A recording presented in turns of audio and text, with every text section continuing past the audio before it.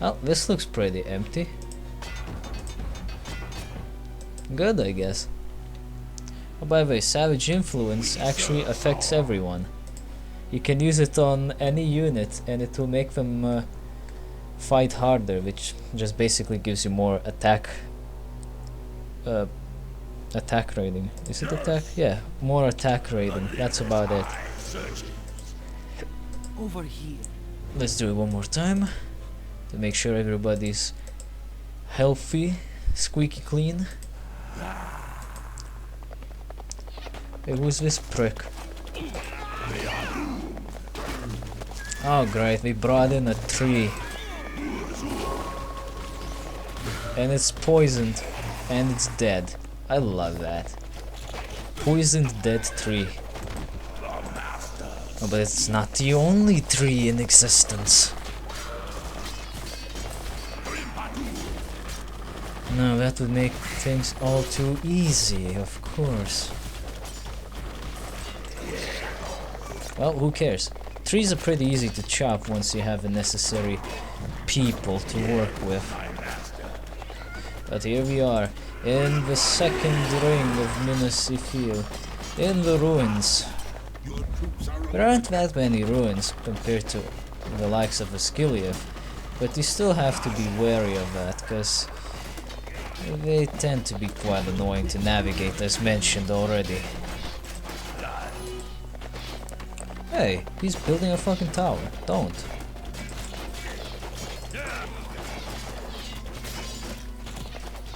Alright, looks like we thwarted their defenses. Somewhat. They still have the necessary buildings to make more units. That's not nice. We should probably destroy that.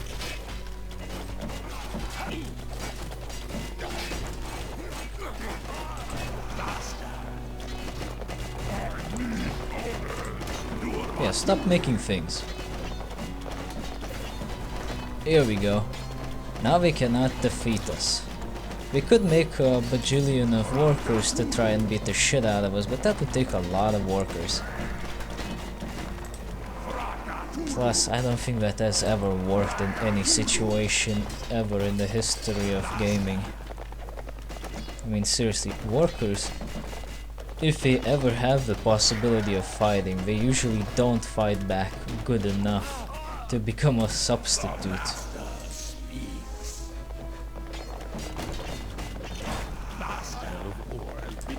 While they are busy beating the shit out of this part of the camp, I'm gonna get this guy over here and tell him to drop another war post.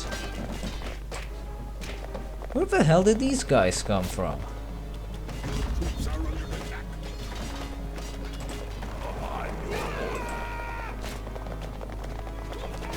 Must have been from the other end. Because remember, there are two pieces of the main base here. Not one. They only destroyed the left side of their base.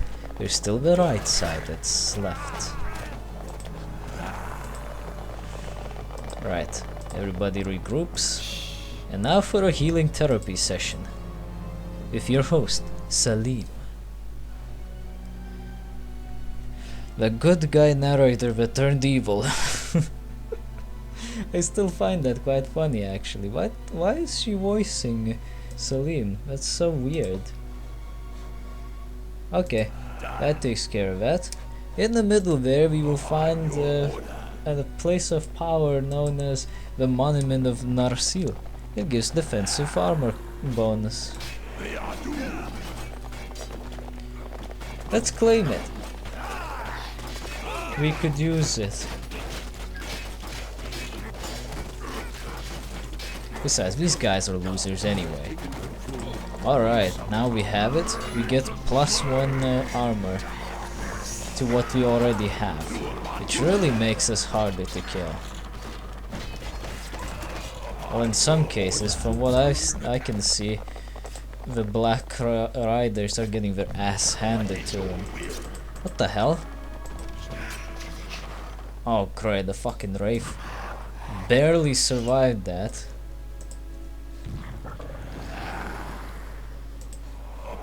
Here you go, you stupid Wraith. Oh, look at that, we already have invisible elves. Good thing I got the flying skeletons.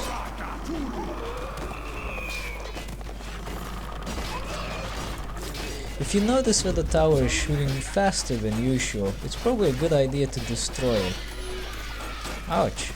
They just killed off one of my black riders. That's not very nice.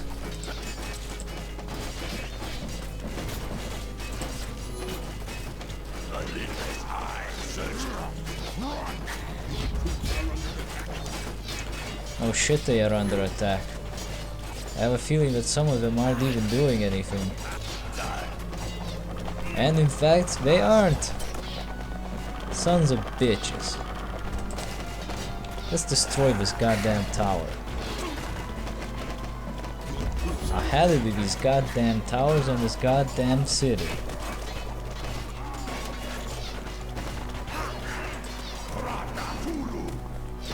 How is that guy not dead yet? Die. Finally. I'll destroy the elf thingamajigger that shits out elves. And yeah, I think we got this. No, this really isn't a hard mission, now that I think about it. If you have the necessary Urukai, you're pretty much destroying them like you do with elves. Seriously, if Urukai were cloaked, they would become the next best thing ever. Like fucking Terminators. Because this is just ridiculous.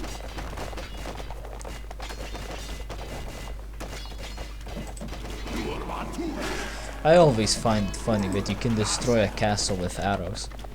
The one thing that always carries over in Lord of the Rings strategy games. If it's a castle and you have a bow, you can destroy it. Hell, I think you can destroy Helm's Deep with arrows alone. But that is a thing to be discovered some other time. Destroy the 3 enemy encampments. Oh, so they are separate encampments, so I don't really follow that shit. Fuck that noise. It's 2 bases, one of them is made out of 2 pieces. Fuck you. Okay, let's get this guy over here. Let's get this guy over here. What's this? Did I tell you to just walk? You piece of shit. Shadow. Quietly. Alright, we tell this to heal us. We then do a heal spell so that they get even more healed. And now this is where things may or may not get a little tough.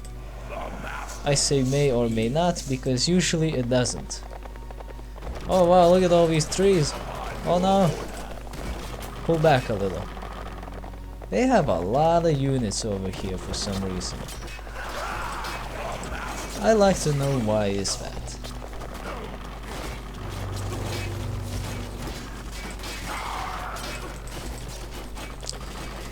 Fucking raves.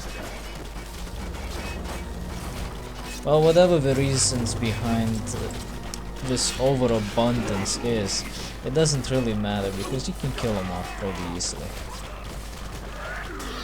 Thanks to the Urukai. Seriously, these things kick Major League ass.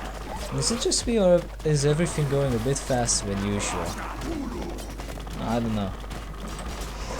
But yeah, we really don't want you to get to Minas Ithil for some reason. They built all these ballistas and shit. So destroy everything here. Leave nothing standing.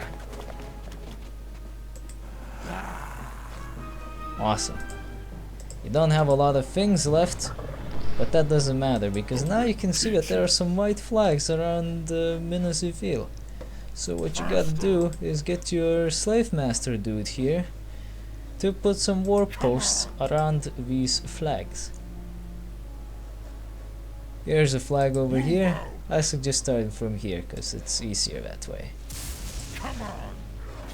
With each new war post you put down, more and more of these assholes will be showing up. So it's a good idea to have Urukai because we can just stun them and make this entire fight a joke. Seriously, they just keep falling over. And if it's last one, we shall have victory. Wow, this is easy. Holy shit. The tower has been corrupted. They're screaming because we got totally ass blasted by how easy this mission was. Like, seriously. What the Send the Lord of the Nazgul to claim the volunteer of Minas Ithil. He's already here. An objective has been... Ugh. Of course. He's... Never mind. We claim the volunteer of Minas Ithil for the Lord Sauron. The Dark Lord will be pleased. The remaining forces of resistance have been decimated. Claiming the tower of Minas Ithil was the last crucial step in Sauron's return from Mordor.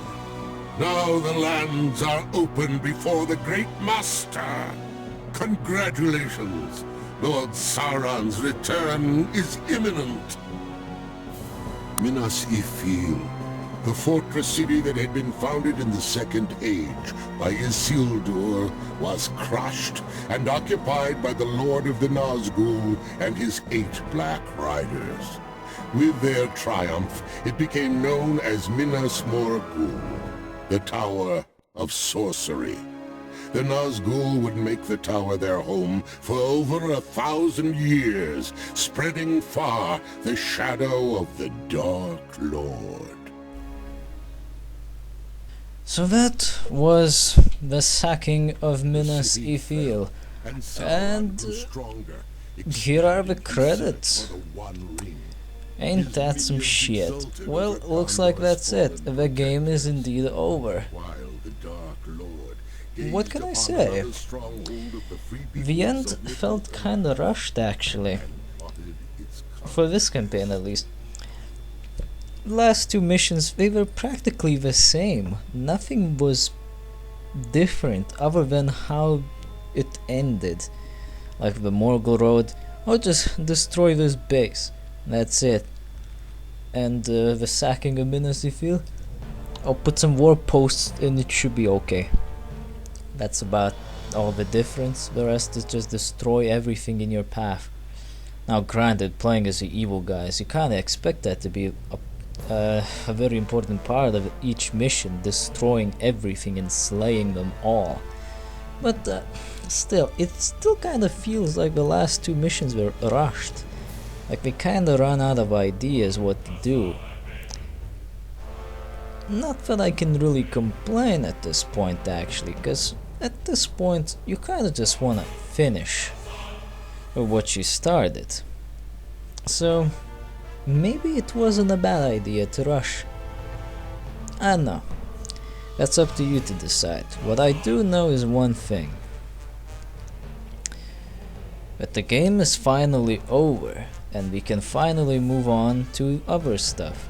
So here's my final thoughts about War of the Ring in general. The game is pretty fucking good. It still holds up pretty nicely, and the multiplayer, if you can ever find somebody to play with, well, I'd say it's pretty damn good.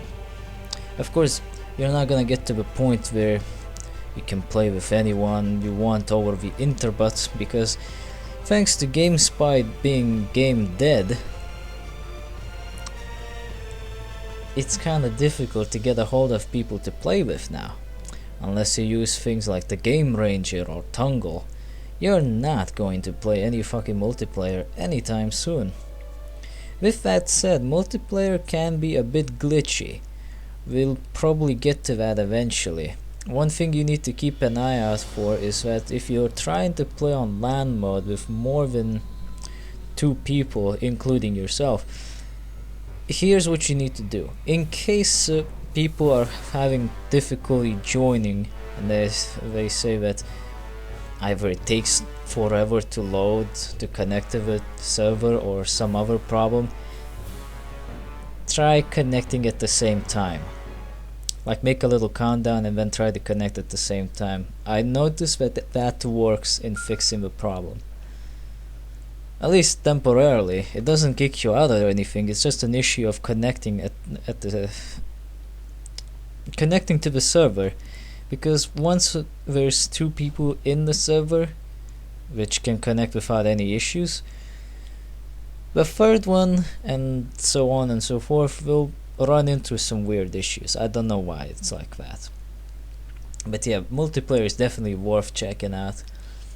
And even if people say that this is more or less a Warcraft 3 clone, I don't really say it's like that. I'd say it's a good game. It stands out on its own pretty good. Now, naturally, I've never played any Warcraft games. I've only seen some of them. And in particular, I've seen some pictures of Warcraft 3. I've never seen any videos or played it myself. Not that I would really want to. I've never ever had any interest in it. It just doesn't sound interesting at all. And naturally, when people say, oh, how about we play that, I just feel less interested, because that's just how I work. When people fucking tell me all the fucking time, hey, we should play this game, and being fucking annoying about it, I just grow less and less interested, because it obviously means that it's gonna be fucking shit. Well, maybe not, but it has been proven that that's kind of an idea is not far-fetched. Regardless, I think this game is a pretty solid stuff.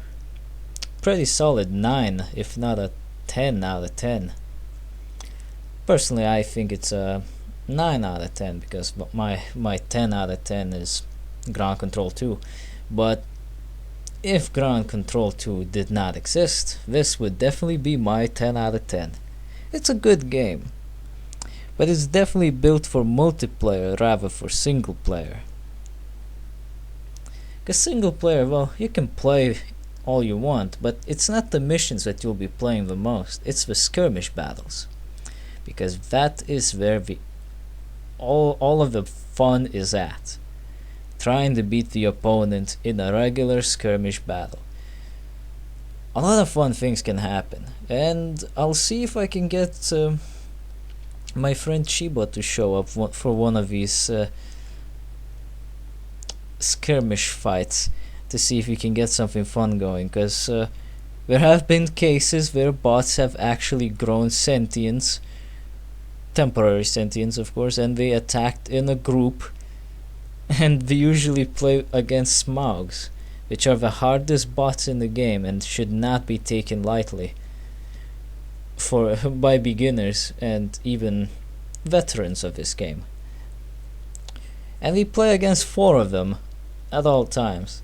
So yeah, you can imagine that we kind of know what to expect, and we kind of know what kind of shit happens, and usually it's quite fun shit too.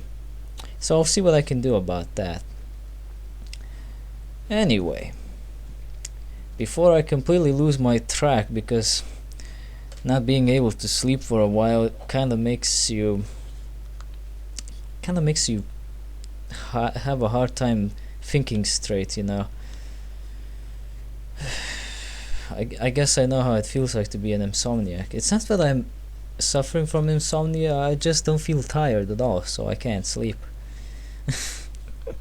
If I tire myself out, then I can sleep just fine. It's just that I don't tire myself out properly. But regardless, now that we have taken care of War of the Ring, finally, it is time to move on to the greener pastures. Unfortunately, the greener pastures are blocked off by one particularly shitty game. Well, is it really shitty? We'll find out soon enough.